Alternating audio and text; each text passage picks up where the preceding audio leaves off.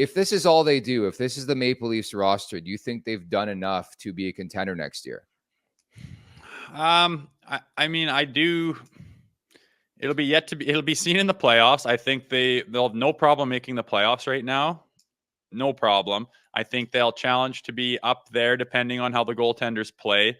Up there in the division, chance to win the division. I would like to see them again kind of round out their back end. I would like to see that. You see every team that wins has got like a stud defenseman. And I mean, I'm of the hopes that Klingberg needed a change of scenery and that he can get back to his ways a handful of years ago. If he can play that solid role, again, that's very difficult to do in Toronto for a multitude of reasons. But if he can really step it up, I think he'll be a huge addition. But I think we're missing that Luke Schenn type of guy, like you just said. I would like to add something like that. And I really think that, True Living's trying to do that. I think he understands what the fans usually see with this team on why are we not getting to the promised land. And so far, he's addressed it to a T. And I think he's done as good as he can. It's not easy out there making moves and getting what you need and making the deal happen. So, I mean, it's exciting. I'm pleased with the changes, no doubt about it. But if we were to go in right now, I'd say, yeah, hopefully this holds up, that type of thing. I would like to make some additions to really feel like we're bolstered. At the very least, I think Brad Treliving has given me at least confirmation that I'm not going off my rocker and that I think I know a thing or two or a couple things about the league, right? I mean, consensus among the, I guess, non-Dubas supporters, you want to call them. Like, I don't want to create a civil war, but there is a civil war in this market. I'm sorry. People just hate Brad Treliving because they love Kyle Dubas.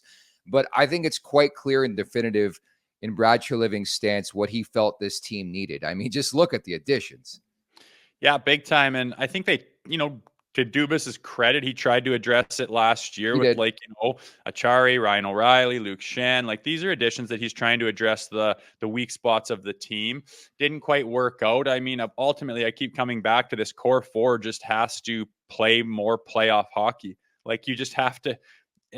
You have to just change your attitude. You have to change your work ethic and how you go about the game. It has to be nastier. It has to be grittier. It just has to. You're playing for the Stanley Cup. Everyone is trying to take your head off to get to the Stanley Cup. I don't care what your style of play is. If you're playing against that, you have to have a little bit of match in that. And to me, we're building around this core four, and I like the additions they've made, but the core four is called the core four for a reason. There's four guys at the core of this team, and if they get it done in the playoffs and play to the highest of their abilities, this team, the sky is the limit. They're Stanley Cup contenders 100%.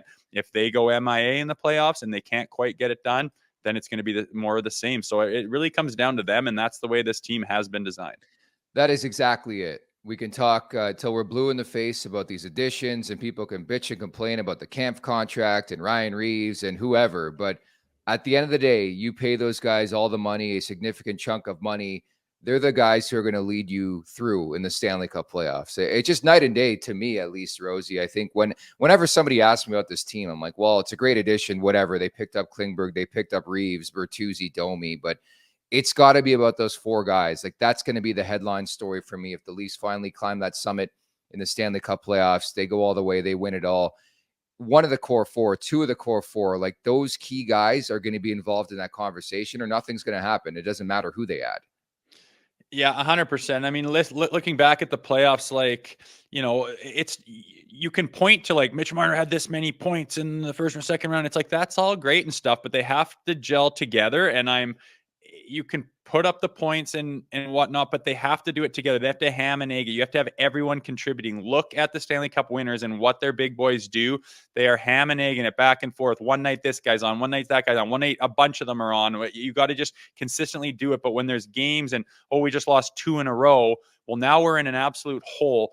Who's going to step up? Like no one was doing anything for those 2 games. Now our backs completely against the wall. You just can't afford to get away with that. And my hope is that they've gone through that enough. They understand what that looks like. They're tired of it. They're ready to say, fuck this. I'm going to go put the hammer down. I understand now. I'm looking around. I see what guys are doing out there. Enough's enough. I'm going to take this by the reins and be the player that I am, and I'm going to do it with a little bit of chip on my shoulder in the playoffs, and away they go. That is my hope, and all we can do sitting in these seats is sit back and hope.